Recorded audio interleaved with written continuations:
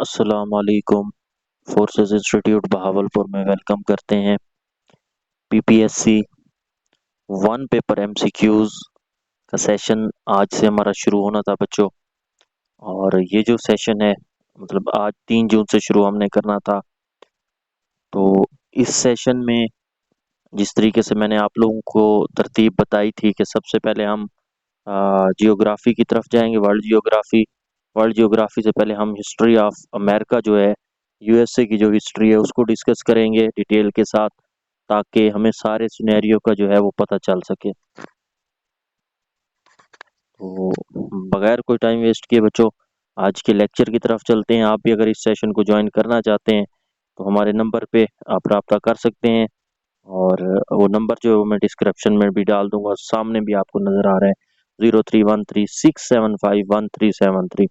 तो बच्चों आज हमारा टॉपिक है हिस्ट्री ऑफ यूएसए। अच्छा, यहाँ पे मैं आपको पूरी की पूरी हिस्ट्री नहीं समझाऊंगा बच्चों। आपको जो भी चीज़ें बताऊंगा वो मैं पीपीएससी और एफपीएससी के हवाले से बताऊंगा कि यहाँ पे हमने करनी कौन कौन सी चीज़ें और कौन सी अहम चीज़ें और कौन सी चीज़ें ऐसी हैं जो पेपर में आ चुकी हैं। पेपर में तो आ चुकी हैं, जो भी हैं वो सारी यहाँ पे आज डिस्कस होंगी बच्चों। तो ये सारा अहम लेक्चर है, इसको आपने साथ साथ नोट करते जाना है, अपने रजिस्टर के ऊपर लिखते जाना है। पहले 2 लेक्चर हमारे जो हैं वो फ्री होंगे, उनको देखें। अगर आपको कुछ समझ आता है तो आप हमारे सेशन को ज्वाइन करें, नहीं आता तो कोई मसला नहीं है। हमारे सेशन की 600 फीस है पर मंथ। तो जो भी ज्वाइन करना चाहता है मोस्ट वेलकम है। ठीक है बच्चों, ये नंबर आपके सामने है, इस पे व्हाट्सएप पे रब्ता कर सकते हैं। तो बगैर कोई टाइम वेस्ट किए बच्चों हिस्ट्री ऑफ यूएसए को डिस्कस करते हैं। तो आपने अपने नोट्स साथ साथ बनाते जाना है बच्चों। ठीक है, तो सबसे पहले बात करें बच्चों तो कोलंबस ने अमेरिका को दरियाफ्त किया था। कब दरियाफ्त किया था? 1492 के अंदर। ये पीपीएससी पूछ चुका है कि कोलंबस किसने दरियाफ्त किया। कोलंबस ने। कब? 1492 में। कोलंबस कहाँ से था बच्चों? इटली से था। तो ये सारे सवालात आ चुके हैं। अब ओवरऑल जो है हम इसकी हिस्ट्री देखते हैं कि जो कोलंबस है उसने जो अमेरिका दरियाफ्त किया वो किस तरीके से किया बच्चों। तो उन दिनों में 1492 की बात हो रही है कि जो इंडिया के मिसाले हैं वो बहुत मशहूर होते थे। तो यूरोप के जो लोग हैं वो बैरोवकियानूस मतलब अटलांटिक ओशन कहते हैं, ये आगे मैं पढ़ाऊंगा। जितने भी हमारे समंदर हैं, जितने भी ओशंस हैं, ये अगले लेक्चर में हमने डिस्कस करना है, जो मतलब सेकंड लेक्चर होगा हिस्ट्री के बाद। तो उसमें बच्चों क्या है कि उन दिनों इंडिया के जो मिसाले थे वो बहुत फेमस हुआ करते थे। यूरोप के लोग अटलांटिक ओशन के जरिए इंडिया जाते थे। कई बार जो है ना वहां से वो रास्ता भटक जाते थे। इसी तरीके से जो कोलंबस है जिसने अमेरिका दरियाफ्त किया था, उसका जहाज भी भटक गया। और भटकते भटकते कहाँ निकल गया बच्चों? नॉर्थ अमेरिका चला गया। 12 अक्टूबर 1492 को उसका जो जहाज है वो बहामास आइलैंड पर उतरता है। बहामास आइलैंड कहाँ है? नॉर्थ अमेरिका में। ये सारे एमसीक्यूज हैं कि उसका जहाज कहाँ उतरा? बहामास आइलैंड में। कब? 14 अक्टूबर 14 सॉरी 12 अक्टूबर 1492 में। ठीक है, और ये जो कोलंबस है इसके अखराजात कौन बर्दाश्त कर रहा था? स्पेन का बादशाह और मलका ने जो है वो कोलंबस के अखराजात बर्दाश्त किए। किंग फर्दिनांड टू और क्वीन इसबेला फर्स्ट, तो ये जो है क्वीन और किंग, इन्होंने जो है ना इसका अखराजात बर्दाश्त किए थे कोलंबस के। ठीक हो गया बच्चों। ये कहानी की सूरत में मैं आपको बताता जाऊंगा, फिर आपको सारी कहानी समझ। कहानी है भी कहानी की तरह, बेसिकली इसकी जो हिस्ट्री है यूएसए की, ये एक कहानी की तरह है बच्चों। और मैं ये आप लोगों को क्यों पढ़ा रहा हूँ वो इस वजह से क्योंकि ये सारी चीजें पीपीएससी में एक तो पूछी गई हैं, दूसरा ये सारा सिनेरियो जब आपको पता चल जाएगा, आप आगे हिस्ट्री, आगे वर्ल्ड जियोग्राफी, ठीक है, और आगे जितनी भी जंगें होंगी उन तमाम चीजों को अच्छे तरीके से जान सकेंगे। उसके बाद क्या होता है बच्चों, जो कोलंबस है जब वो बहामास आइलैंड पे पहुंचता है तो वहाँ के जो लोग होते हैं वो क्या होते हैं? सफेद और सुर्ख थे। तो कोलंबस ने उन्हें क्या नाम दिया? रेड रेड इंडियंस का नाम दिया। ठीक है, बहामास आइलैंड नॉर्थ अमेरिका में जब पहुंचा तो वहाँ के जो लोग थे उसने देखा कि सफेद और सुर्ख हैं, जिन्हें उसने रेड इंडियंस का नाम दिया। और जो कोलंबस का डे है वो कब मनाया जाता है? 12 अक्टूबर, क्योंकि 12 अक्टूबर 1492 को उसने अमेरिका दरियाफ्त किया था। तो ये याद रखिएगा, ये पीपीएससी पूछता है 12 अक्टूबर किसका डे है? Columbus day. या कोलंबस डे कब है? 12 अक्टूबर है। तो कोलंबस के साथ बहुत से फौजी भी थे, तो उन्होंने रेड इंडियंस को पकड़ा और बादशाह के सामने पेश किया, और कई लोग उन्होंने वहां पे कत्ल भी कर दिए थे, जिन्हें उन्हें रेड इंडियंस का नाम दिया हुआ था, सफेद और सुर्ख लोग थे। ठीक है। और उसके अलावा जो नॉर्थ अमेरिका है, उनकी जो बेसिक फूड थी बच्चों, वो क्या थी? पोटैटो थी। और ये भी पीपीएससी पूछता है कि किसकी पोटैटो थी, तो वो बेसिकली नॉर्थ अमेरिका की। तो कोलंबस वहां से पोटैटो भी लाता है जब वापस आता है। जैसे कोलंबस ने उसको दरियाफ्त कर लिया बच्चों, उसके बाद वहां पे लोगों का आना जाना जो है वो लगा रहा। ठीक है। तो लोग वहां पे आते जाते रहे। इसी तरीके से 10 साल के बाद अमेरिका वेस्पोकी जो है अमेरिका वेस्पोकी जो है वहां पे गया। उसी के नाम पे फिर जो है इसका उस इलाके का नाम क्या रख दिया गया बच्चों? अमेरिका रख दिया गया। अमेरिका वेस्पोकी के नाम से, जो 10 साल कोलंबस के बाद गया था बच्चों। उसके बाद जैसे ही वहां पे अमेरिका नाम रखा गया, तो लोगों की दिलचस्पी मजीद बढ़ती गई। उसके बाद यूरोप, बर्तानिया, फ्रांस, क्योंकि उस टाइम यूरोप, बर्तानिया, फ्रांस यही जो है बहुत पावरफुल होते थे, तो इस इलाके पर कब्जा करने के लिए क्या हो गया बच्चों? तैयार हो गए।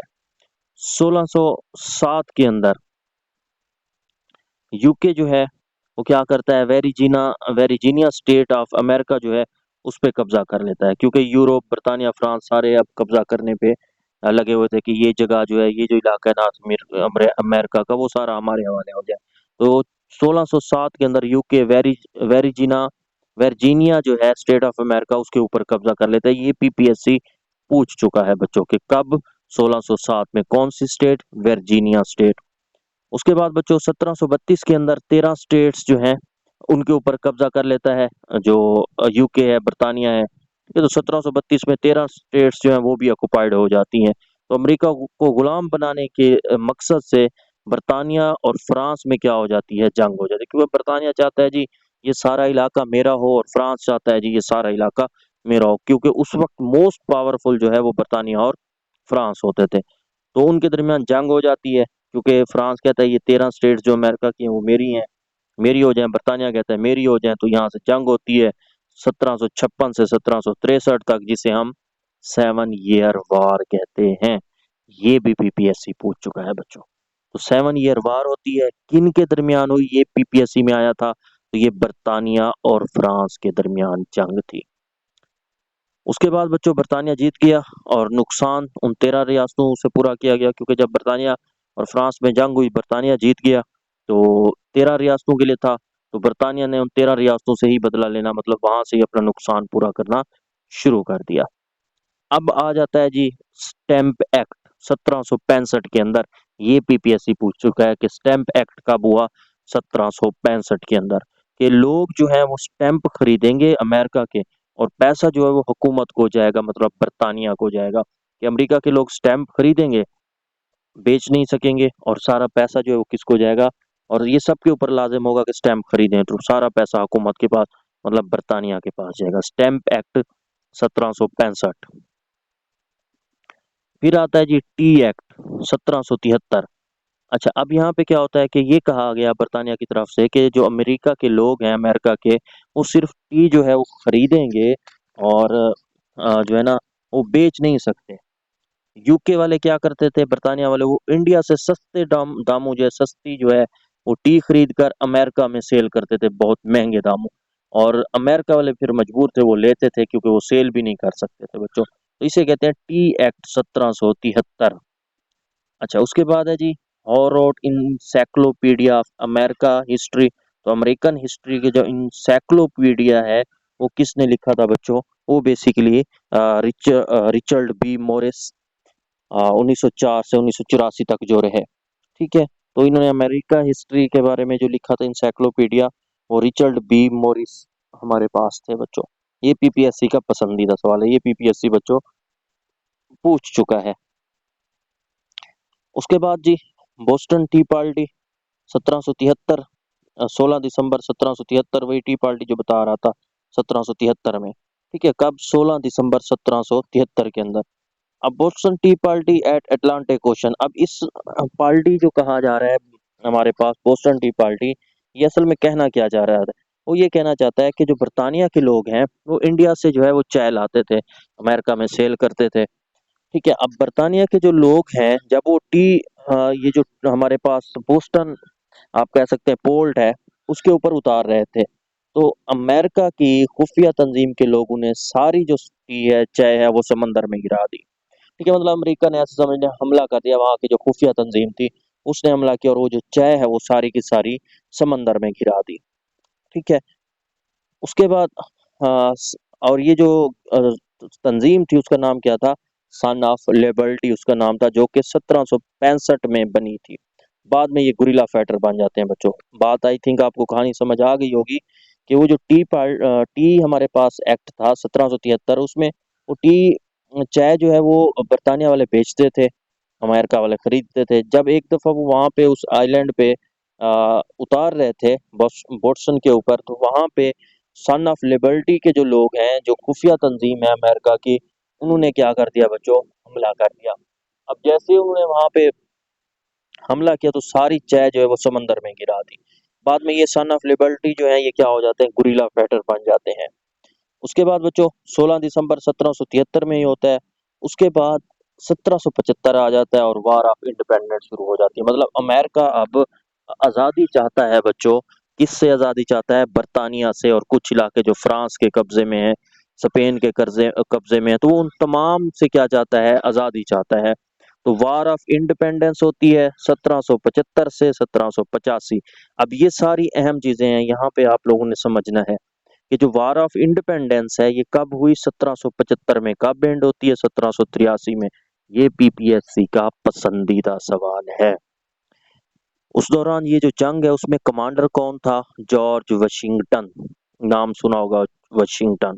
ठीक है, आगे बताता भी हूँ। तो लीडर उस वक्त कमांडर कौन था बच्चों, जॉर्ज वाशिंगटन था।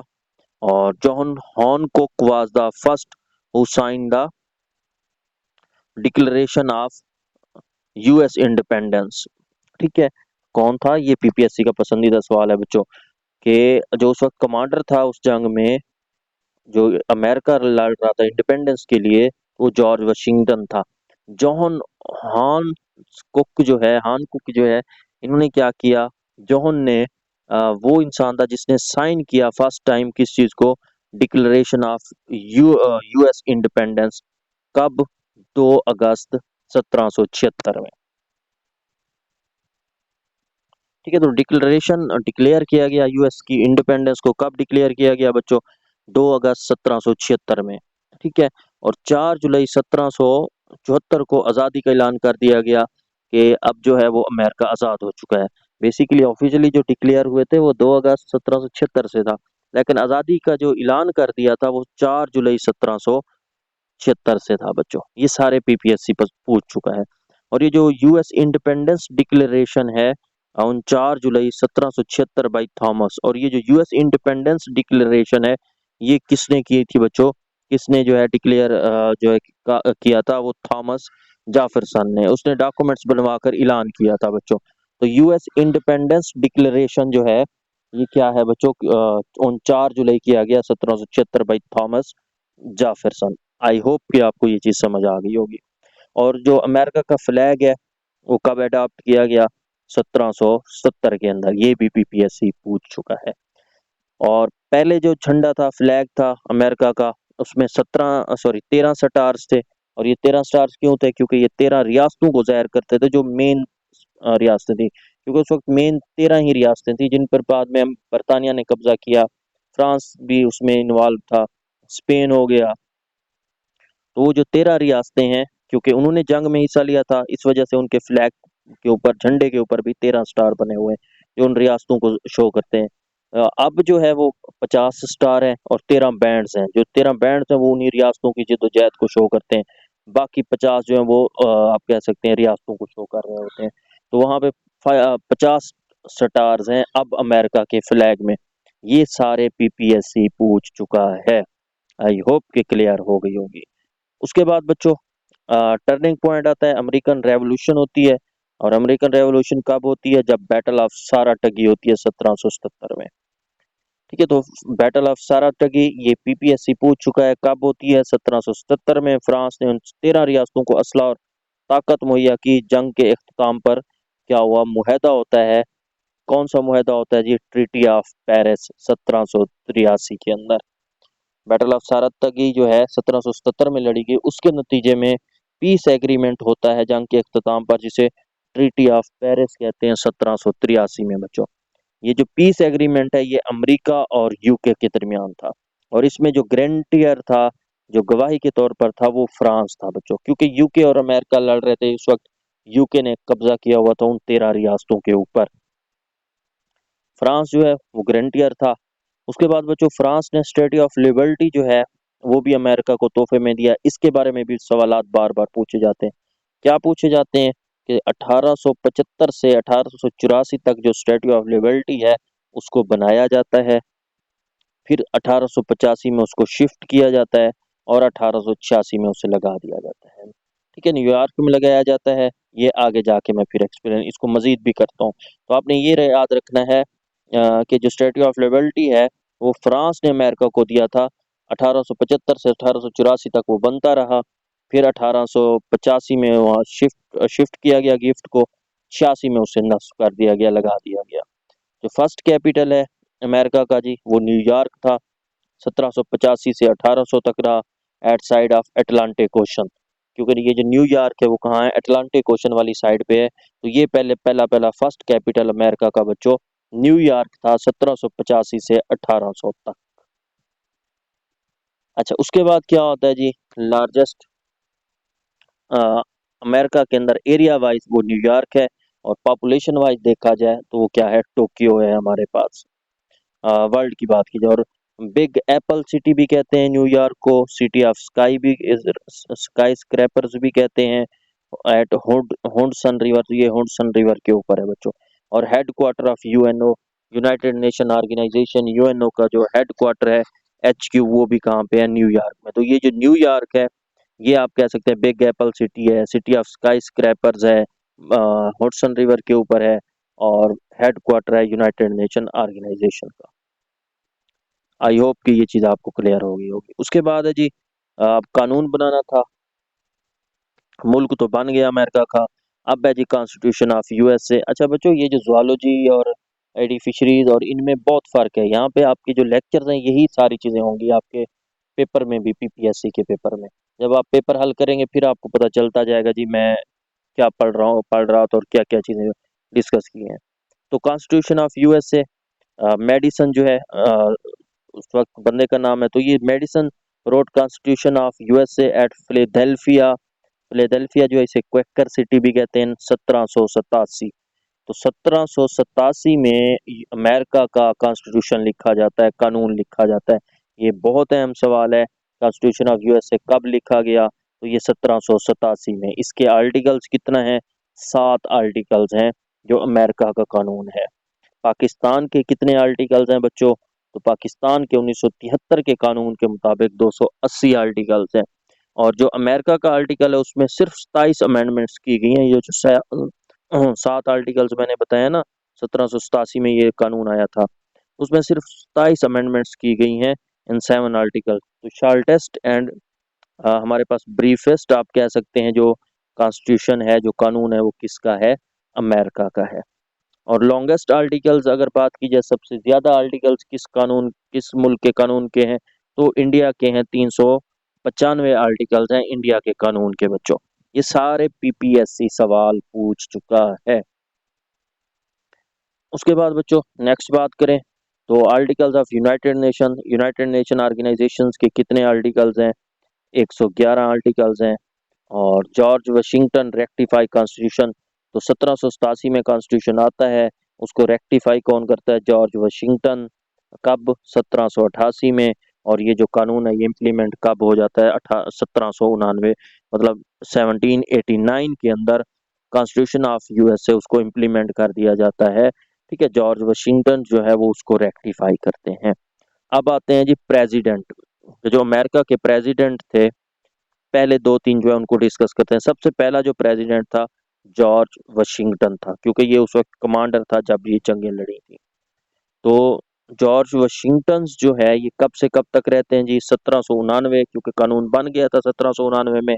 तो 1799 से लेकर 1797 तक अमेरिका के सदर जो है वो रहते हैं जॉर्ज वाशिंगटन। वैसे 4 साल था कि 4 साल हुकूमत करेंगे, लेकिन जो वो जॉर्ज वाशिंगटन है उन्होंने 4 साल के लिए 2 दफ़ा जो है सदर मुंतखब हुए, तो ये 8 साल तक रहे, 1799 से 1797 तक। उसके बाद दूसरे नंबर पे कौन से आया जी? John Adam. तो जॉन आदम जो है ये 1797 से 1801 तक प्रेसिडेंट रहे अमेरिका के, और यही आप कह सकते हैं फर्स्ट हैं जो वाशिंगटन डीसी जब कैपिटल बनाया गया वहां पे शिफ्ट हुए। उससे पहले न्यूयॉर्क था बेसिकली। ठीक है, तो ये 1800 में शिफ्ट किया गया, 1800 में बनाया गया वाशिंगटन डीसी। तो उस वक्त जॉन आदम थे, तो इस वजह से पहले जो है सदर जो गए थे वो जॉन आदम। आगे भी बताता हूँ। खैर, थॉमस जेफरसन जो है फिर 1801 से 1809 तक जो है बच्चों कौन रहता है? थॉमस जेफरसन जो है ये 1801 से 1809 तक प्रेसिडेंट रहते हैं। और थॉमस जेफरसन कौन है? जिन्होंने इंडिपेंडेंस जो है आज़ादी जो है उसको डिक्लेयर किया था, वो कौन थे? Thomas Jefferson. ये पीपीएससी का बहुत पसंदीदा सवाल है बच्चों, तो ये आपको आना चाहिए। उसके बाद जेम्स मेडिसन जिसने कॉन्स्टिट्यूशन बनाया था यूएसए का, तो वो भी बेसिकली 1809 से 1817 तक प्रेसिडेंट रहे। फर्स्ट वाइस प्रेसिडेंट जॉन आदम ही थे, जो 1799 से 1797 में, फिर आगे जाके वो प्रेसिडेंट बन जाते हैं 1897 से 1797 से 1801 तक बच्चों। तो जॉन जेम्स मेडिसन कॉन्स्टिट्यूशन जिसने बनाया था, ये आप कह सकते हैं आपके पास कौन सा है जी? चौथा प्रेसिडेंट है, जो 1809 से 1817 तक जाता है। उसके बाद फर्स्ट कैपिटल जो है वो मैं बता चुका हूँ, न्यूयॉर्क था यूएसए का। और 1792 में प्रेसिडेंशियल हाउस, व्हाइट हाउस जो है उसको स्टार्ट किया गया 1792 में। और उसे रियासत से अलग, मतलब ये जो व्हाइट हाउस है वाशिंगटन डीसी है, ये किसी भी स्टेट में नहीं आता, ये सबसे आप कह सकते हैं अलग है, अलग, इसे किसी भी रियासत में शामिल नहीं किया गया। Washington DC, Washington of Columbia, in 1800 capital was change from New York to Washington DC. तो 1800 के अंदर बच्चों कैपिटल जो है उसको शिफ्ट कर दिया जाता है। कहाँ पे शिफ्ट किया जाता है? न्यूयॉर्क से वाशिंगटन डीसी। और ये जो जो वाशिंगटन डीसी है ये किस रिवर के ऊपर है? ये पोटोमास रिवर के ऊपर है। ये पीपीएससी पूछ चुका है बच्चों। आई होप कि ये चीज़ें आपको क्लियर हो गई होंगी। और इसमें जो ये जो वाशिंगटन डीसी है या व्हाइट हाउस है, इसमें दाखिल होने वाले पहले सदर कौन है? जॉन आदम है, जैसे मैं अभी बता रहा था, क्योंकि 1800 में इन्हीं की हुकूमत थी। इन 1801 it's name was change into white house Washington DC. तो पहले वाशिंगटन था, उसके बाद 1801 में इसका नाम क्या रखा गया? White house Washington DC. Not included in any state, किसी भी उसमें स्टेट में शामिल नहीं है। उसके बाद बच्चों at city of magnified distance भी कहते हैं। तो सिटी ऑफ मैग्निफिशेंट डिस्टेंस, ये किसको कहा जाता है? बेसिकली आप कह सकते हैं हमारे पास वाशिंगटन डीसी। वाशिंगटन डीसी जो है इसको सिटी ऑफ मैग्निफिशेंट डिस्टेंस भी कहते हैं। उसके बाद है जी एक्सपेंशंस इन अमेरिका। तो ये कुछ एक्सपेंशंस हैं। इन एक्सपेंशंस जो हैं उनको भी साथ में डिस्कस कर लेते हैं, लेकिन वीडियो बहुत लंबी हो जाएगी। इंशाल्लाह इस एक्सपेंशंस ऑफ अमेरिका जो है इसको हम नेक्स्ट लेक्चर के अंदर डिस्कस करेंगे। ऊपर वाली जो चीज़ें आई होप कि आपको क्लियर हो गई होंगी। अगर नहीं हुई तो बच्चों मैं डिस्क्रिप्शन में नंबर डाल दूंगा, आप मेरे साथ वहाँ पर रब्ता कर सकते हैं। थैंक यू एंड अल्लाह हाफिज़।